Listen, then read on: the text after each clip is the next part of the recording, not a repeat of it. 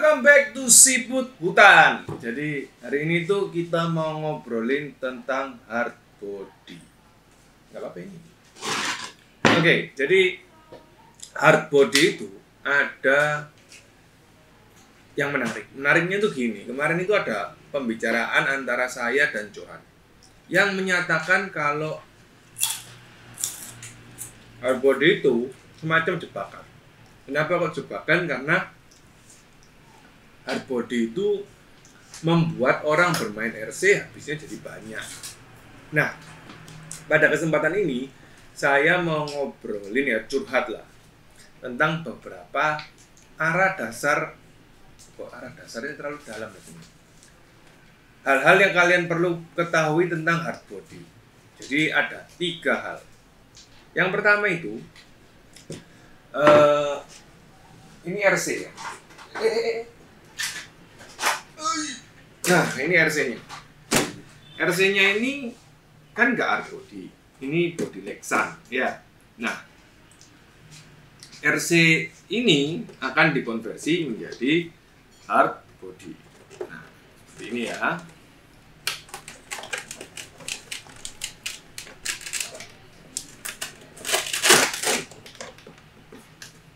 Ini Lexan, kita singkirin dulu. Nah, yang pertama itu kalau kita ngebahas hard body itu menurut saya ya ada 3 hal. Yang pertama itu adalah wheelbase. Jadi kita itu harus tahu RC kita itu wheelbase-nya berapa.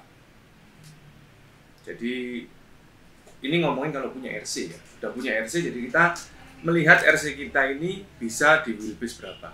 Nah, wheelbase itu sendiri customable. Bisa kalian custom melalui mengganti link-link ini.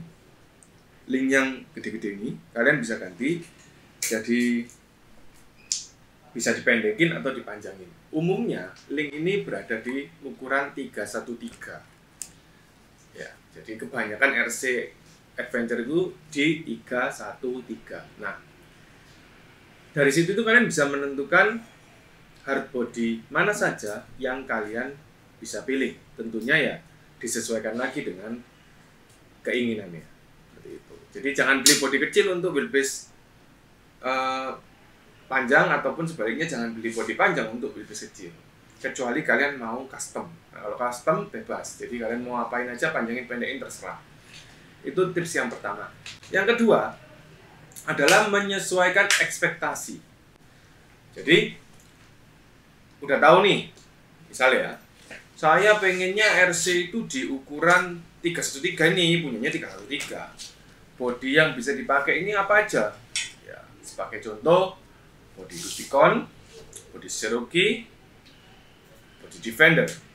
3 contoh ini bisa kita pakai jadi acuan lah, karena sama-sama di 313. Nah, di poin yang kedua ini kan kita tadi ngomongin ekspektasi. Nah, ekspektasi itu apa sih? Ekspektasi itu kalian itu harus membayangkan RC kalian itu mau jadi kayak gimana. Ya, membayangkan RC kalian itu mau jadi kayak gimana. Caranya ngebayangin gimana ya, kalian harus punya imajinasi yang luar biasa atau nonton Siput Hutan, bener gak? Nah, jadi kalau nonton Siput Hutan kan tahu ada beberapa segmentasi RC. Ya bisa di source lain juga sih sebenarnya. Jadi kalian mau membangun RC ini menjadi seperti apa? Contoh ya, RC yang dibuat daily driver banget. Nah, ini kita pinggirin. Ya, tolong banyu biru. Nah, enak ini. Bukan endorse. Nyonya Syok. Enak. Ya. Ini adalah RC dengan hard body. Nah, RC ini lahir dengan bentuk high loop. Lalu apa yang kita lakukan? Kita pendekin bodinya ini. Jadi baknya ini kan panjang. Ya kita pendekin supaya dia jadi lebih proporsional untuk dipakai main. Nah, ini adalah RC dengan konsep hard body. Tapi RC ini hanya bisa dibuat main sebatas country road. Jadi ya, kalau kalian lihat film zaman dulu itu kayak ke perkebunan gitu ya, nah ini cocok. Yang mana masih ada jalannya. Tetapi tidak untuk masuk ke sebuah hutan yang bisa dibilang masih sedikit-sedikit butuh explore. Tidak bisa masuk ke daerah yang agak berlumpur. Nah, jadi itu kalian mesti pahami. Nah, ini adalah hard body scale dengan bentuk daily driver, yang mana masih bisa disebut dengan street legal. Street legal itu gimana sih? Jadi street legal itu kan ada beberapa aturan tuh. Di setiap negara itu aturannya beda-beda. Tapi kalau di Indonesia, batas ban 100 itu sudah bisa dibilang mentok untuk street legal ya. 100 itu semeter. Jadi itu sudah gede banget gitu loh. Nah, cuman untuk beberapa peraturan di jalan ya kita harus tanya ke Pak Polisi terkait ya, kalau kalian pengen tahu. Tetapi sejauh ini kalau masih dalam ukuran batas yang normatif ya aman-aman saja. Nah, ini yang dimaksud dengan street legal. Jadi masih layak lah dipakai jalan-jalan. Nah, pindah ke sebuah segmen yang berbeda dalam hal ekspektasi ya. Ini mobil yang paling nggak bisa apa-apa ya. Dan di sini kita ada mobil yang lagi kita betulin. Mobil ini itu bisa apa-apa. Nah, ini adalah mobil yang kita rancang ya supaya bisa menghadapi segala macam obstacle. Ukurannya udah beda ya. Kalau kita lihat head to head ya. Tuh, ukurannya udah beda. Yang satu kecil, yang satu besar. Yang satu bisa dibilang pendek, yang satu bisa dibilang tinggi. Nah, beda ketinggian ini kan sudah luar biasa. Ukuran ban juga beda banget kalau kalian lihat ya. Nah, ukuran bannya kan juga udah beda banget nih. Ban belakang sama ban depan bisa kalian lihat. Mungkin gini lebih jelas ya. Ini udah beda banget nih. Nah, yang ini tuh jelas nggak street legal. Yang ini masih bisa dinyatakan street legal. Nah, diferensiasi ini sama ini kayaknya dipikirin dulu ya. Mau. Nah, ini itu ekstrim ya, ekstrim, hardcore, ya terserah lah pokoknya, mentok lah. Yang ini street legal. Kalian suka yang mana? Gitu loh. Kenapa kok saya tentukan ekspektasi ya? Karena body menentukan prestasi. Which is mana? Yang hardcore atau yang ekstrim atau yang biasa. Nah, di tengah-tengahnya masih ada satu segmen lagi, yaitu Landy. Mana Landy? Landy ya. Si Goblin. Nah, ini sama-sama hard body. Nah, ini sama-sama hard body. Ya. Ini itu ekstrim enggak? Ekstrim. Tapi street legal enggak? Enggak. Tetapi RC ini punya perbedaan. Ya, kalau kita lihat ya, dari yang satu ini tadi, ini masih sampai ke kamera saya. Oke. Ini gerakannya kan masih ya enak lah ya. Mentul-mentulnya masih ada ya. Ini juga masih enak banget. Mentul-mentulnya masih ada. Kalau sini masih kelihatan di kamera? Masih. Oke, ini agak keras ya, drop shot. Mentul-mentulnya enggak ada. Nah, suspension itu menentukan profil dari RC-nya sendiri. Loh, lantas yang mana yang bagus? Yang mana yang bagus itu sesuai dengan seleramu. Ya, kalian pengennya RC itu kan, orang itu membangun RC, beli RC itu kan pasti membayangkan sesuatu. Yang dibayangkan kalian itu apa? Apakah mobil itu harus bisa full detail, terus kalau naik itu susah, ya maju mundur. Kalian suka yang kayak gitu ya? Boleh bangun yang seperti ini. Kalau kalian suka yang saya nggak mau tahu, pokoknya harus bisa naik. Ya, sekalian harus bikin yang seperti ini. Tetapi ada kalanya di mana kalian itu berkepribadian ganda di antara ini dan ini. Ya bikinnya seperti ini. Mobil ini bisa mengatasi obstacle lebih baik daripada mobil ini. Tetapi tidak bisa mengalahkan obstacle lebih baik dari mobil ini. Ya jelas, karena ini adalah level-levelnya. Jadi ini cupu, ini agak nggak cupu, ini nggak cukup banget. Jadi ini cupu, ini biasa, ini hebat. Itu aja. Nah, di sini itu ada keistimewaannya masing-masing. Kalau mobil ini kata kameramen ya, mobil ini itu nggak ada temennya, betul ya? Nggak ada yang mau in frame, ya karena yang lain susah, yang ini gampang. Sebenarnya sih nggak seru kalau menurut saya. Kenapa? Karena ya mobil itu kurang ada tantangan dan kurang greget untuk mengatasi sebuah obstacle. Cuman kadang-kadang untuk kebutuhan kamera kita memang perlu. Ya, karena kalau si pututan trailingnya nggak ekstrim kan ya, yang nonton juga biasa aja. Kalau medannya ekstrim bisa naik pelan-pelan, smooth naiknya kan ya enak yang nonton. Itu kebutuhannya. Lalu kalau yang ini itu punya kelebihan ketika dia itu jalan ya. Jadi mobilnya itu bisa kayak gini loh. Bisa lembut gini loh. Tentu saja ini itu menambah kesan indah dalam sebuah video. Salah-salah nyetir mobil yang ini lebih sukar daripada nyetir mobil yang ini. Kenapa? Kalau ini sudah jelas nggak bisa naik, jadi kemungkinan tergulingnya rendah. Nah kalau ini kayaknya masih bisa naik, cuman kemungkinan tergulingnya amat sangat tinggi sekali. Nah, kedua mobil ini itu punya keistimewaan sendiri dalam hal realistis, looknya itu realistis, di foto itu enak, lalu masih bisa dinikmati lah. Karena sejatinya pemain adventure yang saya tahu ya di dunia RC itu mulai berubah ketika penguasaannya itu semakin tinggi. Jadi zaman dulu banget nih kita kalau bikin mobil itu pokoknya bisa naik dalam segala obstacle. Lalu seseorang itu bertumbuh, berkembang ya kan. Dia akan mulai memikirkan, oh saya butuh ban untuk medan ini, saya butuh ban untuk medan yang itu. Nah itu mulai ada pemilihan sendiri ya. Jadi apa itu ngomongnya? Preference itu bahasa Indonesianya apa ya? Preferensi ya. Jadi preferensi. Nah, lambat laun nanti dia itu akan upgrade lagi, mindsetnya akan berubah. Secara umum general, dia akan mikir,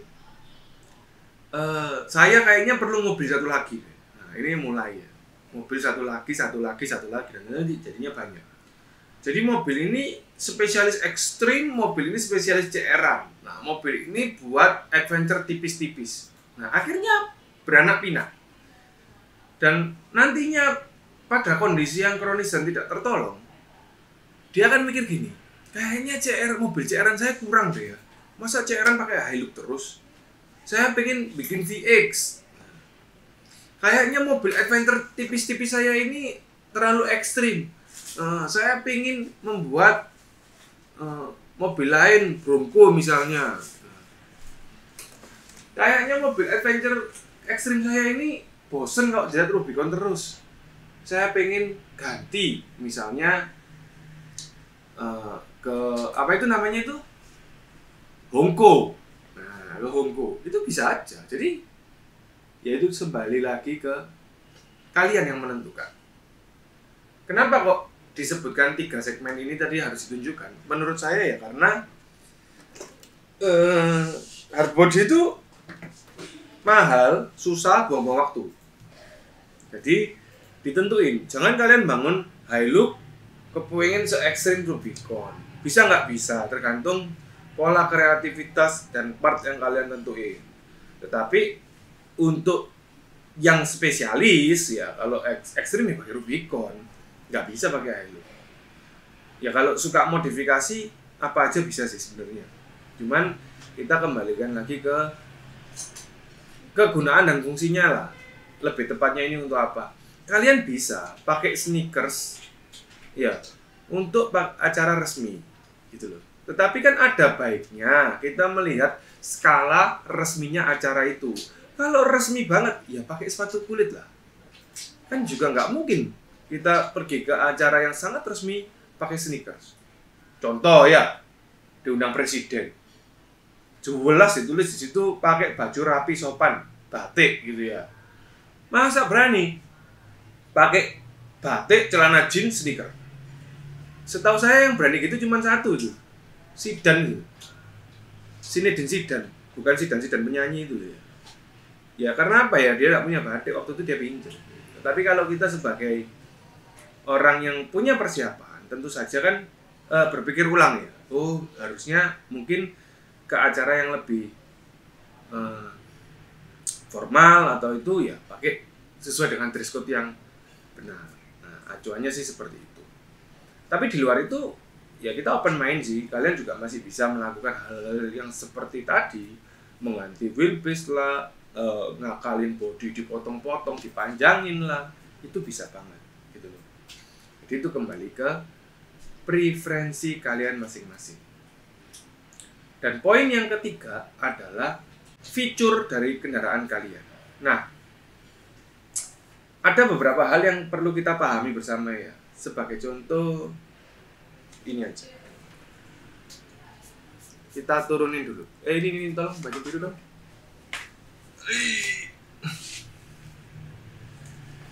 Nah, ini man behind the car. Oke, kita lihat. Ini Goblin, ya. Goblin ini kan kendaraan yang dibuat dipola untuk poin-poin yang sudah kita bahas. Yang pertama tadi kan menentukan wheelbase, ya. Wheelbase ini adalah 324 something else lah, karena ini TRX 4 Defender. Bodi yang kita beli 313. Tetapi kita rubah wheelbase-nya dari ngerubah over fender.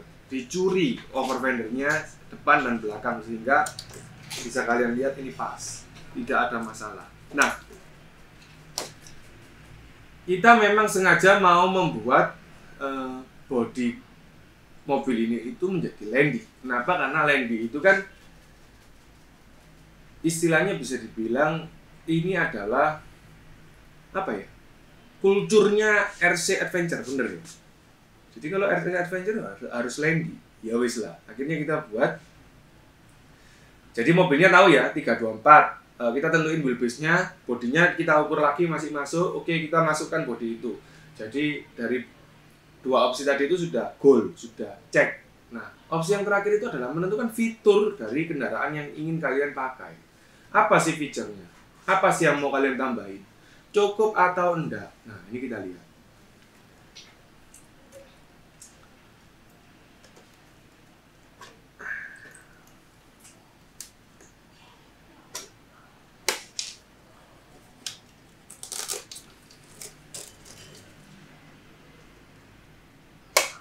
Nah, ini hard body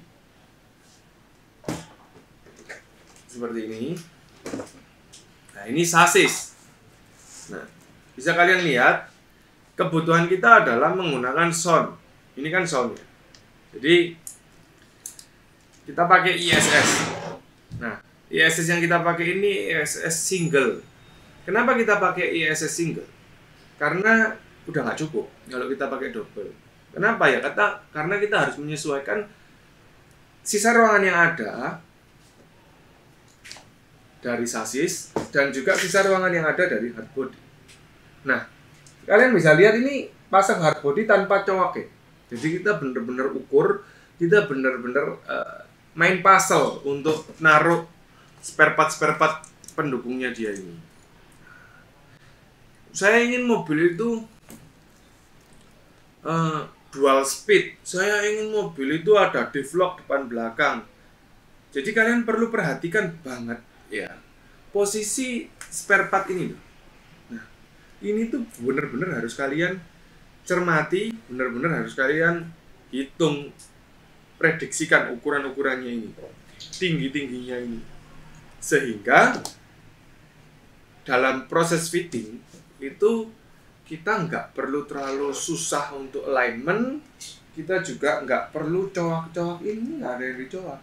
Nah, hard body itu juga ada tingkat kesulitan yang biasa kita sebut itu difficulty ya kalau bahasa Inggris. Dari mana? Dari interior. Ada hard body yang interiornya Lexan, seperti hard body dari Comanche atau Cherokee ya. Itu kan umumnya hard body itu dengan Lexan. Jadi itu lebih gampang untuk pasangnya karena ya interior Lexan itu kan hanya interior kayak bungkus ya untuk menjadi seolah-olah interior. Tapi kalau kita lihat hard body yang pakai full interior seperti ini ya, ini kursinya kursi beneran dan action figure ini bisa masuk ke dalam sini, didudukin gitu bisa masuk. Nah otomatis ketika kita ngomong level of detail ya bagusan yang full seperti ini, cuman ya ada kelebihan dan kekurangannya ya. Kelebihannya dulu lah, enak dipandang, sedap dilihat. Yang nggak enak apa? Masangnya susah, berat mobil jadi tambah parah ya, dan bikin stres kalau mobilnya terguling. Kenapa ya? Karena banyak banget yang bisa rusak. Nah di situ itu letak, kalau kita suka main model kit ya, itu tambah asik kalau suka. Kalau nggak suka tambah stres. Kenapa? Waduh, saya beli hard body gini, masangnya gini. Habisnya banyak karena harus ganti gini. Iya. Jadi itu adalah sebuah resiko untuk membeli hard body. Lantas kenapa kok hard body itu kita pakai? Yang pertama, mobil itu lebih seru ya, karena lebih sulit. Yang kedua, movement mobil lebih enak dilihat di kamera. Yang ketiga, mobil dapat terlihat dengan baik bila kita foto. Jadi di foto itu pasti lebih keren daripada yang Lexan. Iya. Dan yang terakhir, kita dalam pelaksanaannya kan kita selalu memadukan RC dan action figure. Yang mana action figure ini dibuat oleh toys kita, teman kita, ya sesuai dengan karakteristik bentuk wajah, muka ya disesuaikan dengan krunya kita sendiri. Nah, ini, waduh, lihat modelnya kayak gini. Jadi kalau kalian yang tanya itu action figurnya di mana apa ya, action figure itu mereknya lupa ya saya ya. Yang pasti ini dulu itu nyarinya susah banget ya. Dan di action figure ini tinggi badannya rata-rata 170 sampai 180. Nah, sehingga tinggi badan ini beda-beda. Jadi ya kita sesuaikan. Nah, kebetulan ini kita dapat, lalu mukanya di resculpting ya. Jadi dibentuk sesuai dengan muka kita masing-masing. Nah, kalau kita lihat apakah action figure ini bisa duduk di dalam RC? Bisa. Saya akan contohin ya.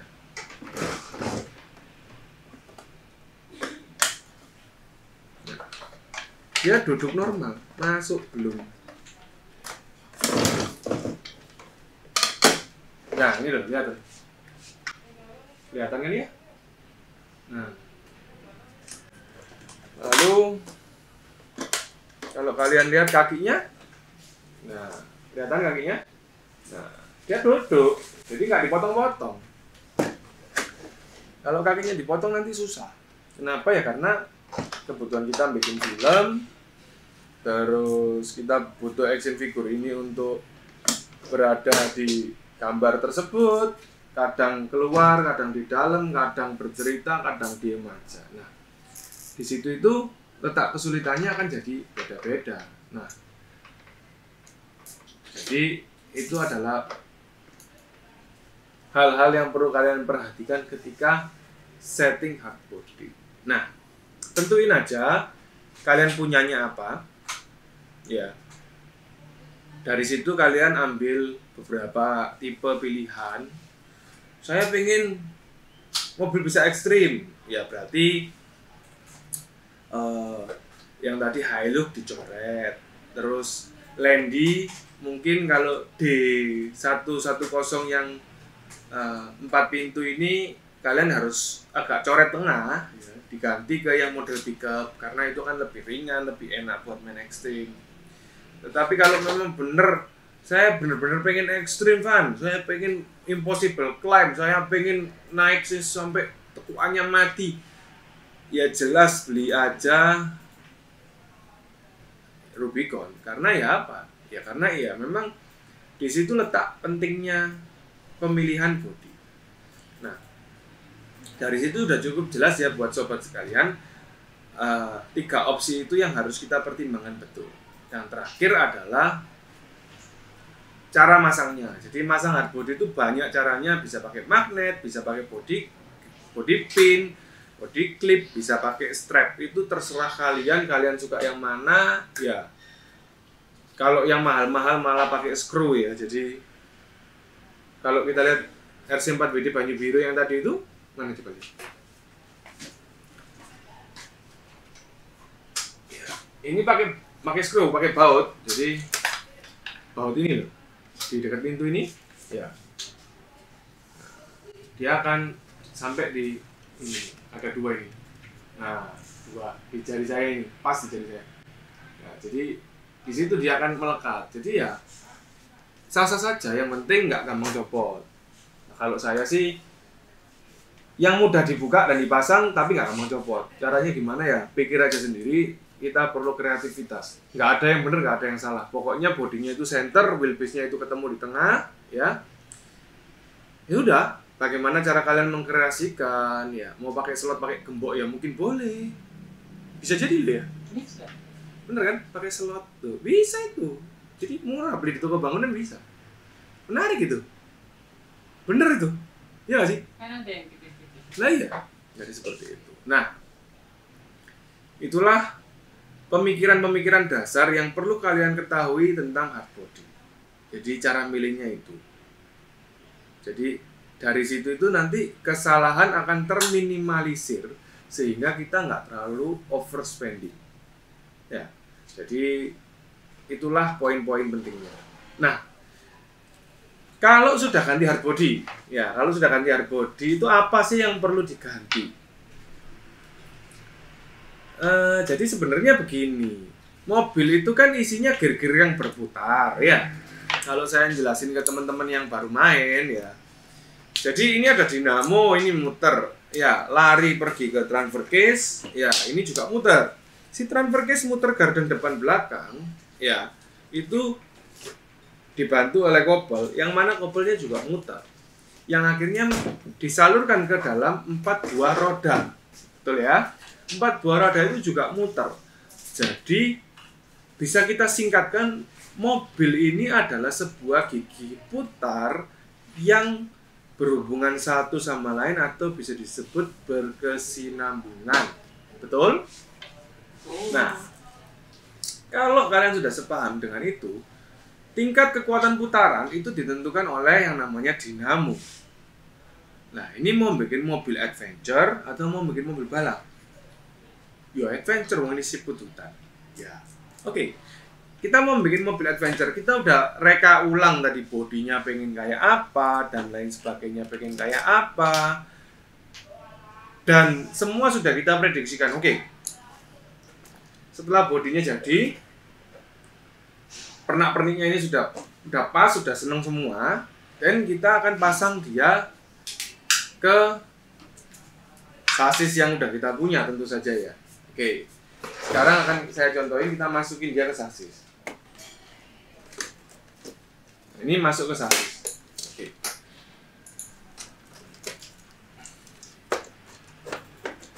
Nah, ini sudah pas ya, sudah masuk ke sasis. Nah, sekarang pertanyaannya adalah apa yang perlu diganti?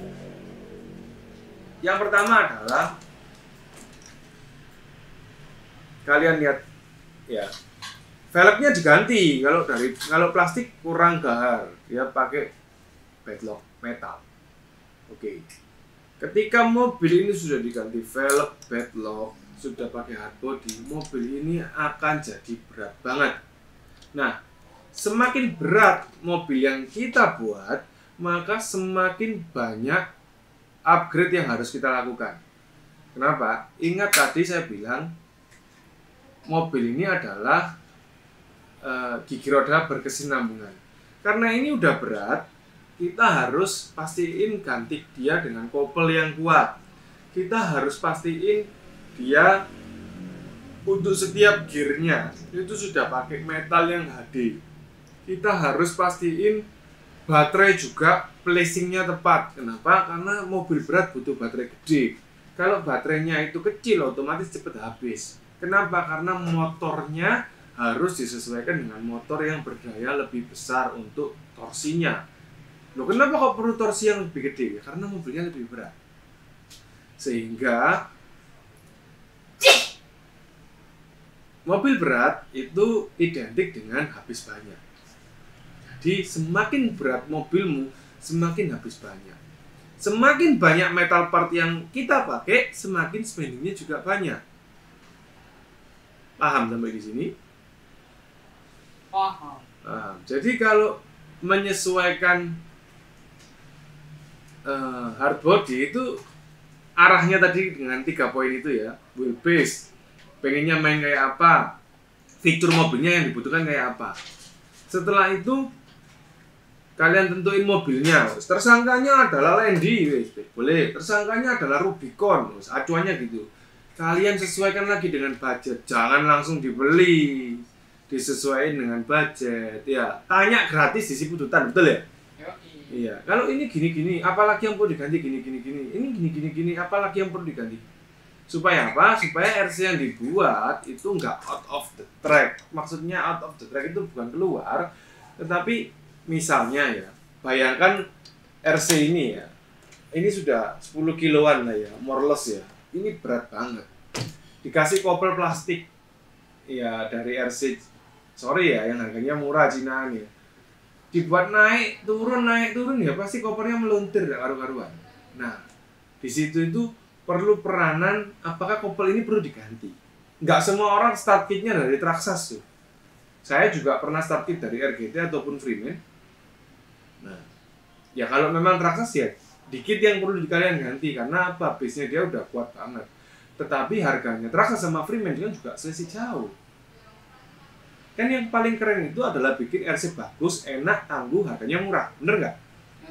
Nah, tapi nggak murahan. Jadi ya disitulah letak seni membangun RC menurut saya. Jadi kalau ada yang salah mohon dikoreksi, komen aja biar kita semua bisa sama-sama belajar.